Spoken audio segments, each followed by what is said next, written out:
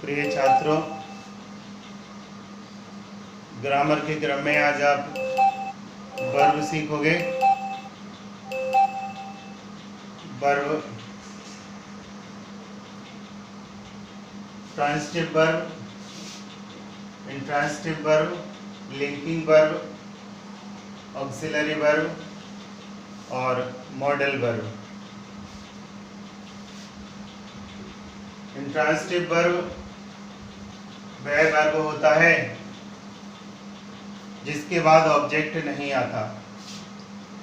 बिना ऑब्जेक्ट के ही उसका अर्थ स्पष्ट हो जाता है, पूर्ण हो जाता है। एग्जाम्पल देखोगे, ही गोज, वह जाता है।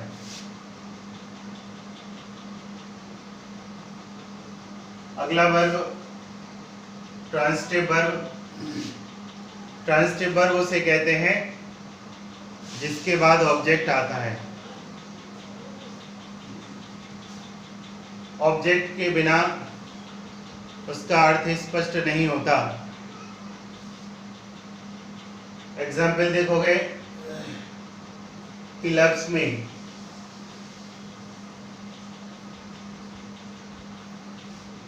दूसरा वर्ब है लिंकिंग वर्ब। लिंकिंग वर्ब अपूर्ण वर्ब होते हैं। ये बिना कॉम्प्लीमेंट के अपूर्ण माने जाते हैं। एग्जाम्पल है शी इज ऑनेस्ट, वह ईमानदार है। लिंकिंग वर्ब में is, am, are, was, verb आते हैं। उसके बाद देखते हैं हम ऑक्सिलरी वर्ब। ऑक्सिलरी वर्ब की मदद से टेंस, वॉइस, इंटरोगेशन, नेगेशन का निर्माण होता है। मेन वर्ब के साथ ये प्रयुक्त होते हैं। प्राइमरी ऑक्सिलरी वर्ब के क्रम में आप देखोगे, पहले डू की form do, does, did.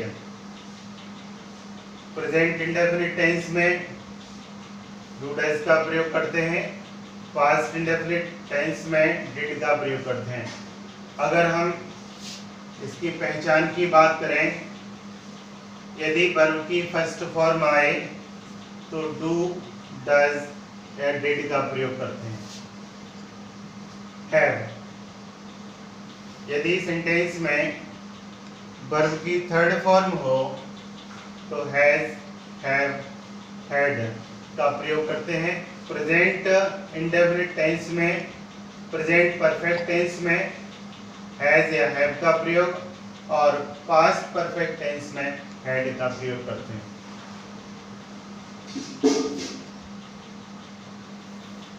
Verb की फर्स्ट फॉर्म में आईएनजी दी है तो प्रेजेंट कंटीन्यूअस टेंस में इज एमआर का प्रयोग, पास्ट कंटीन्यूअस टेंस में वाज वर का प्रयोग करेंगे।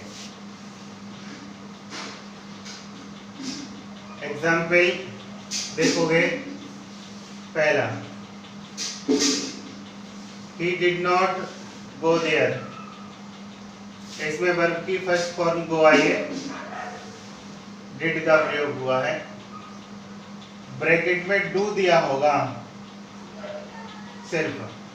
परीक्षा में आप देखोगे सेंटेंस को तो डू दिया होगा और इसके अनुसार हम डज भी लगा सकते हैं, क्योंकि ऐसा कुछ नहीं लग रहा कि ये सेंटेंस प्रेजेंट इंडेफिनिट में होगा अथवा पास्ट इंडेफिनिट में होगा, तो डज भी यहाँ लग सकता है।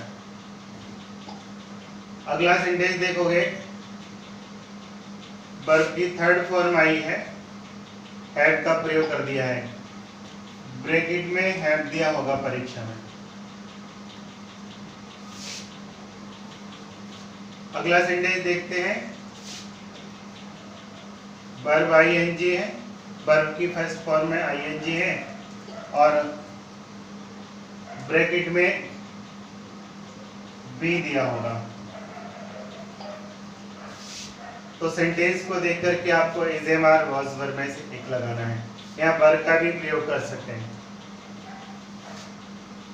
अगला देखते हैं modal verb, model auxiliary verb. Verb की फर्स्ट फॉर्म के साथ प्रयुक्त होकर क्रिया की कार्यविधि को प्रकट करते हैं। मॉडल वर्ब स्पष्ट है, वर्ब की फर्स्ट फॉर्म के साथ प्रयुक्त होता है।